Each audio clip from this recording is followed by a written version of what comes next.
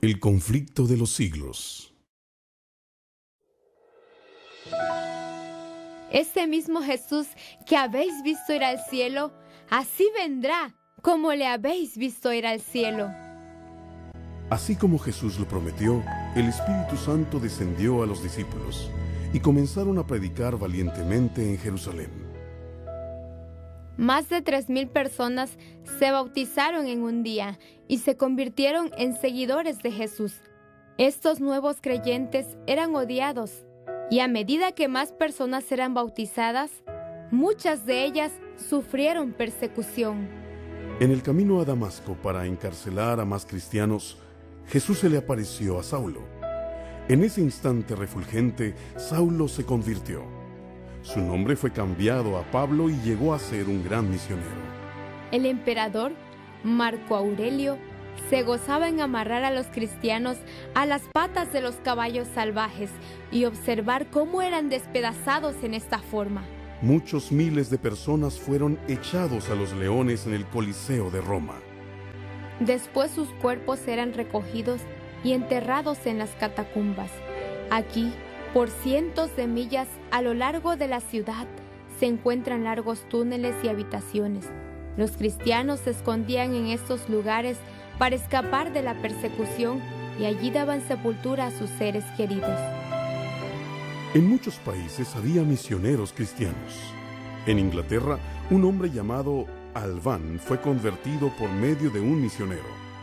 Más tarde fue encarcelado y ejecutado en estas colinas a causa de su fe en Jesús.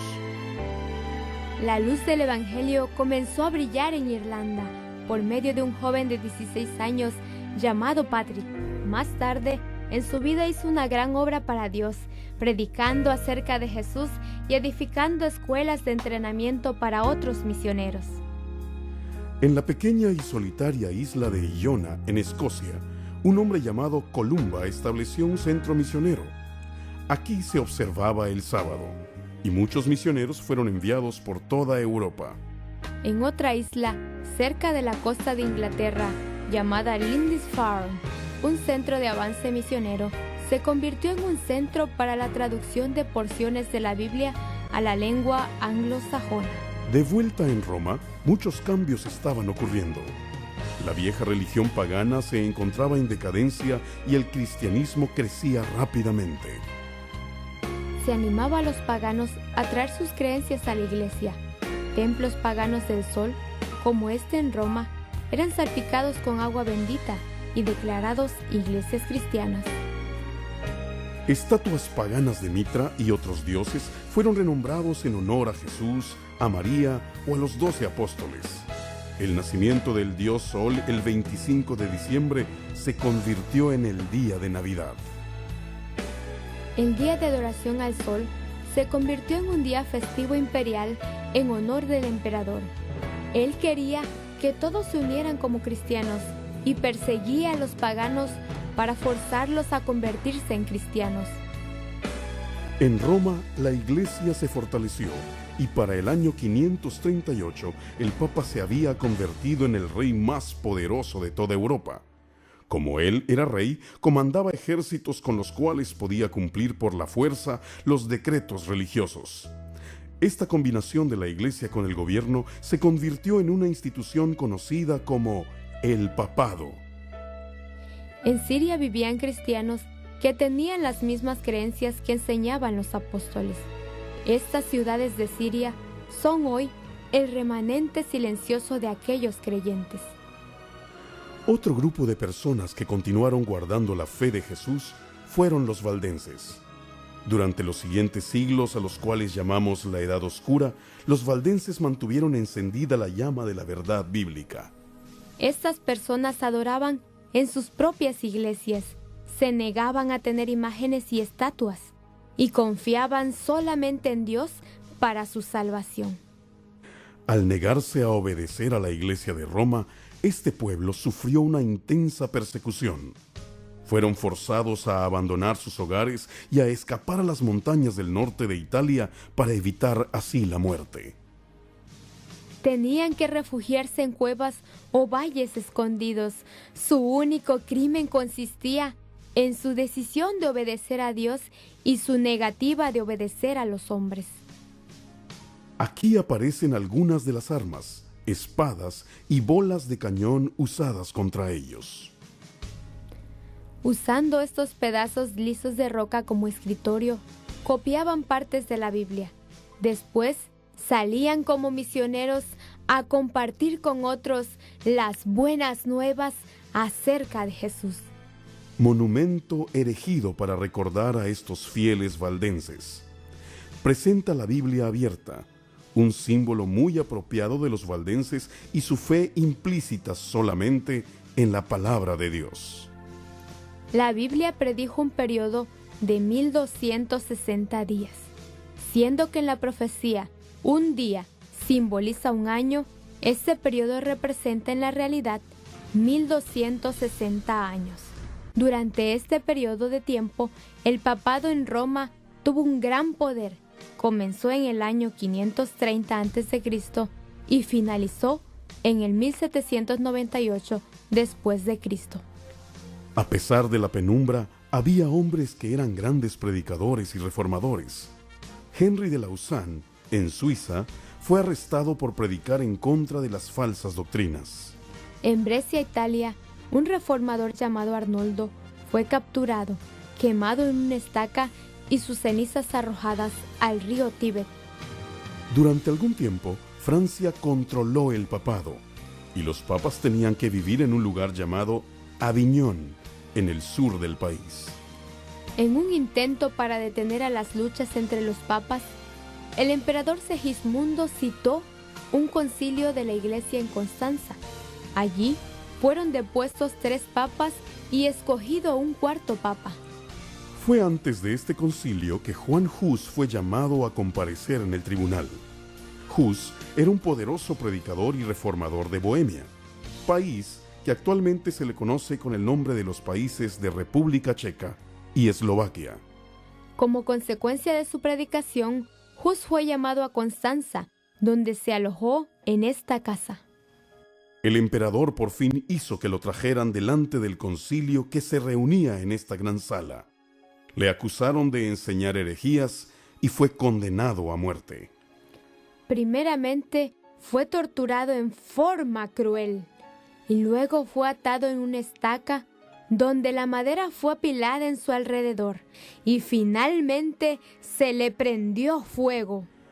Mientras que las llamas iban cubriendo su pecho y su rostro, él repetía una y otra vez la oración: Jesús, Hijo de David, ten misericordia de mí. Esta es la piedra que se erigió en su memoria en el lugar de su ejecución. En el siglo XV, el sábado se observaba en las aldeas alrededor del pueblo pesquero de Bergen, Noruega. Por esa razón, el concilio de la Iglesia, reunido en Bergen en 1435, condenó a los observadores del sábado y demandó que de ahora en adelante el domingo fuese observado en lugar del sábado. Mientras tanto, en España, los guardadores del sábado vivían en el pequeño pueblo de Sabadell, una fortaleza para las verdades bíblicas. Al negarse a abandonar sus creencias, miles de personas fueron encarceladas y juzgadas ante la infame Inquisición y finalmente fueron quemadas vivas en esta plaza de Madrid. En Rusia, los monjes del monasterio de Novgorod observaban el sábado hasta que sus líderes fueron llevados a Moscú. Allí fueron juzgados y condenados a morir quemados en jaulas colocadas en la plaza principal de la ciudad. Uno de los pioneros de la Reforma fue Savonarola. Disgustado por la riqueza e inmoralidad del mundo, se convirtió en un monje. Fue enviado a Florencia y se convirtió en un gran predicador en esta iglesia, la de San Marcos, y la ciudad entera se reformó. En Inglaterra, John Wycliffe organizó grupos de predicadores que enseñaran al común del pueblo las doctrinas de Jesús. Su obra más grande fue la traducción del Nuevo Testamento al inglés por primera vez. Por esta razón, John Wycliffe ha sido llamado la estrella matutina de la Reforma. La Reforma realmente comenzó con Martín Lutero. En un intento de encontrar paz y salvación, Lutero se había convertido en un monje. Durante largos años él probó todos los medios de enseñanza de la Iglesia tratando de encontrar perdón. Se hizo maestro de la Universidad de Wittenberg y mientras preparaba sus charlas leyó las palabras de la Biblia: El justo vivirá por la fe. Poco después, un hombre llamado Tetzel se hallaba vendiendo perdón por los pecados, llamado indulgencia. Se garantizaba el perdón de los pecados siempre y cuando se pagara la cantidad de dinero correcta. Enojado, Lutero escribió 95 razones por las cuales las indulgencias eran un error. Estas 95 tesis, como fueron llamadas, fueron clavadas en la puerta de la iglesia de Wittenberg, que a su vez era el boletín de noticias de la universidad. Muy pronto la gente leyó estas tesis y estuvo de acuerdo con Lutero. En pocos meses habían sido traducidas y eran discutidas en toda Europa. La acción de Lutero encendió la chispa de un gran reavivamiento y reformas religiosas. Él continuó escribiendo y orando de acuerdo con la Biblia, y muchas personas se unieron a su movimiento. Finalmente, en 1521, Lutero fue llamado a comparecer ante el concilio llamado La Dieta, que se reunía en un lugar llamado Worms. En primer lugar, ¿son estos sus escritos? Sí, son míos. La segunda pregunta de su majestad. ¿Se retracta usted de lo que ha escrito y de los errores allí contenidos?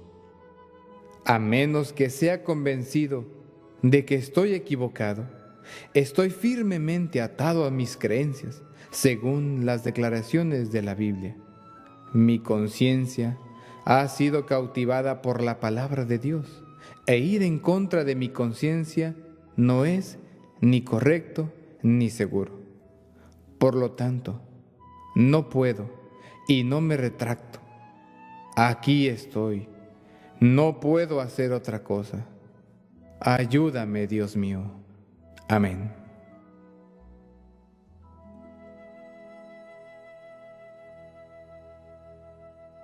Lutero pudo escaparse de Worms, y aunque un decreto del Papa lo declaraba un hereje y lo condenaba a muerte, pudo vivir a escondidas mientras tradujo la Biblia al alemán. A causa de las protestas que él comenzó en contra de las prácticas y doctrinas católicas, los reformadores y sus seguidores fueron llamados protestantes. Suiza se convirtió en un centro de movimiento protestante.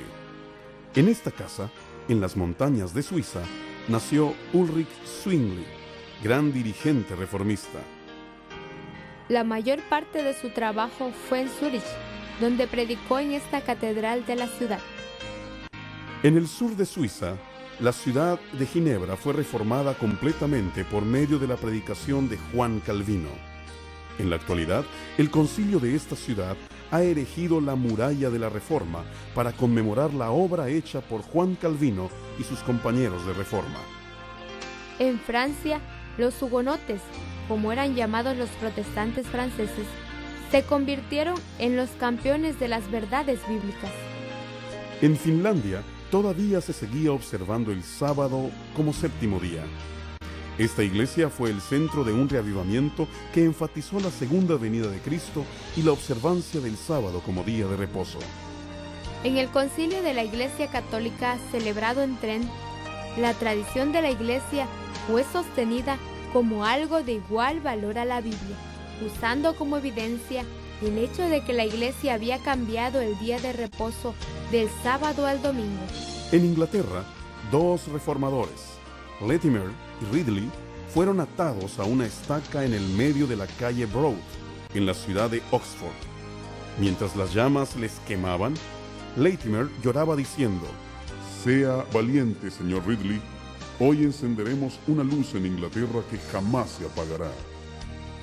Sus palabras resultaron ciertas, ya que en unos pocos años fue dada una orden en Inglaterra de que una Biblia fuese colocada en cada iglesia del país. Al norte de Inglaterra, en Escocia, Juan Knox predicaba acerca de las profecías de Daniel y Apocalipsis. Esta es la catedral de Edimburgo, en la cual la reina, al escuchar las profecías por primera vez, se impresionó y asustó tanto que se cuenta que sus rodillas se golpeaban juntas al escuchar hablar a Knox. La persecución irrumpió contra los protestantes en Escocia. Muchos protestantes escoceses fueron quemados en estacas, algunos de ellos en este lugar, en el viejo mercado Grass de Edimburgo. Otros fueron lanzados en la prisión por firmar un acuerdo llamado el Pacto Nacional, mediante el cual ellos se comprometían a defender sus libertades y su religión.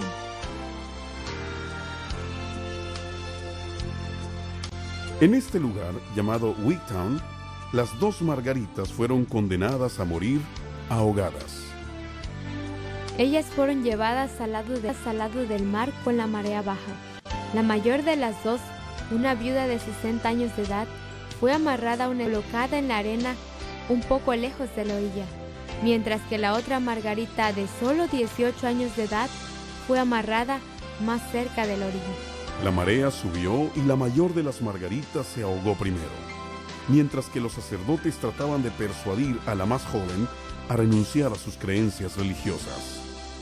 Ella se negó, y a medida que las aguas subían sobre su cabeza, ella solo repetía el siguiente texto bíblico: Con Cristo estoy juntamente crucificado, y ya no vivo yo, mas vive Cristo en mí. Pero la reforma continuó propagándose y Holanda llegó a convertirse en un país protestante. El pueblo bohemio llamado Tabor se convirtió en un centro protestante en este país. En el siglo XVII hubo en toda Europa una gran reforma llamada el movimiento anabautista. Algunos de estos bautistas también guardaron el sábado del séptimo día y se les llamó bautistas del séptimo día. El doctor Pedro Chamberlain, que fue médico de la corte de 3 reyes de Inglaterra, también guardaba el sábado.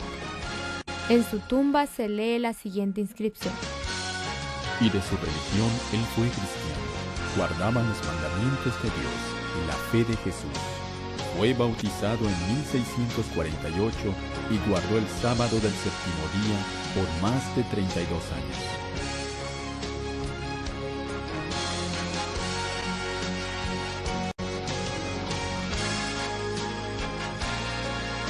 John Wesley fue un gran predicador inglés que viajó a lo largo y a lo ancho del país, predicándole a grandes multitudes al aire libre.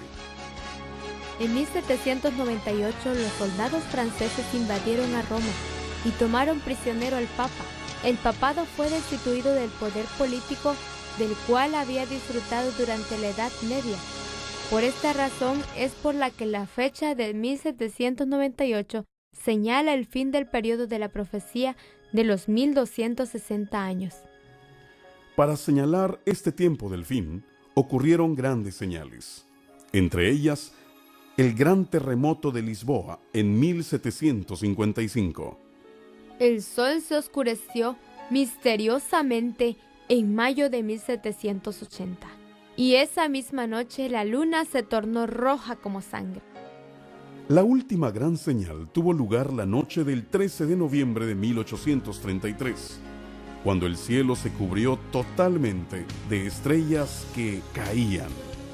La hora profética de Dios había llegado. Los 2300 años profetizados por Daniel habían de terminar en 1844.